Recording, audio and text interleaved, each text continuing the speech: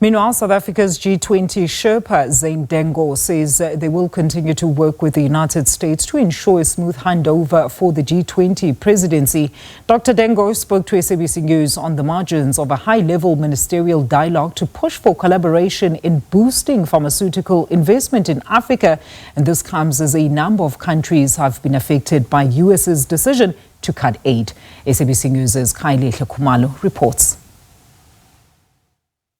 It's a very important session, as you know, that South Africa is really just gearing up and really pushing ahead with the G20 meetings. So this is a side event, but a very important one, because all the healthcare issues in the African continent, it's all about self-reliance, but also leveraging opportunities within the continent. And what has been a buzzword here is that the whole issue about aid, it's just about Africa really just getting cracking and making sure that it's mobilizing its own resources. Joining us now is G20 Sherpa here in South Africa, Mr. Dangor. Once again, sir, thank you so much for your time. The importance of this session, as we know that from the lessons of COVID-19, we saw that scramble for the continent to try and get the vaccines. But take us through to the importance of today. So I think what today's important is building on the COVID lessons.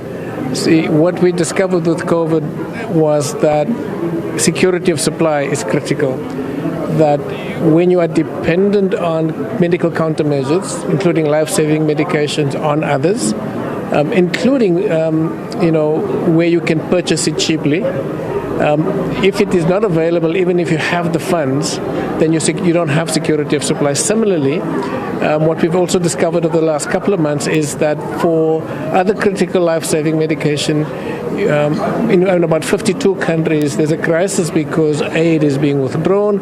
And as the messaging of today is that, aid as we've known it is not going to be on the agenda anymore.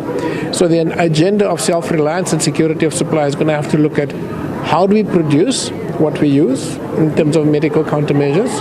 How do we ensure we engage in market shaping work to ensure that our producers are viable, so that Africans firstly purchase goods produced in Africa, and that means market shaping really means policies may need to change. Thirdly, we also need to look at bulk purchasing of vaccines from big players like UNICEF and Gavi and others to ensure that the goods and the medical countermeasures produced in Africa is firstly purchased by African governments, but also for others in the global market space. And that's where interdependent supply chains become important.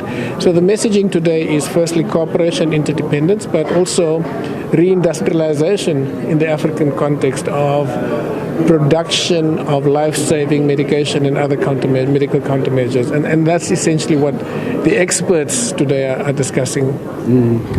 And obviously, DG, all of this happens as we saw the 90-day pause for the tariffs from the United States of America. And I would imagine it's such a very critical time for mobilization of Africa's resources, but also tapping into the opportunities presented by African Continental Free Trade Area, and also looking at that very, quite indictment where almost 90% of the medicines are imported, but really trying to galvanize support for the sector. Look, if you just take it overall, the AfCFTA is premised on the need for African countries to firstly trade with each other.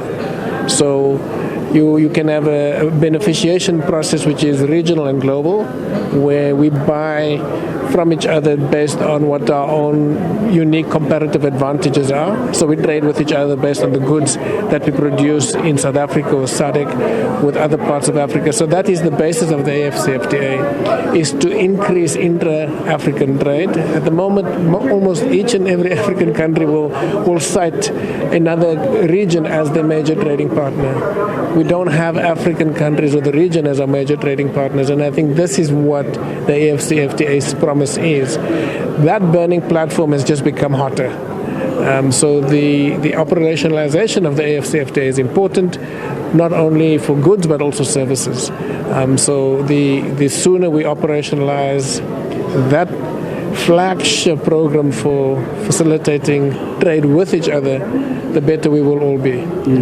Before I let you go, DG, obviously you've been hard at work to make sure that South Africa's G20 becomes a resounding success. And obviously as part of the Troika, Brazil, South Africa and the US, once again the incoming chair making those axes, over this past weekend about something that is totally unfounded about the developments in South Africa. What do you make of such developments, especially because it's key? You talk about collaboration, cooperation, but Mr. Trump is continuing making all these allegations. So on the G20 itself, the Sherpa of the USA participated fully in our G20 Sherpa meeting last week. We had a good set of meetings both in Washington, D.C. as the Troika. So we will work with the U.S. as the Troika member in the working groups and the Sherpa, and hopefully at the ministerial and the summit level, we'll have the kind of participation that's necessary. But we will continue with our program.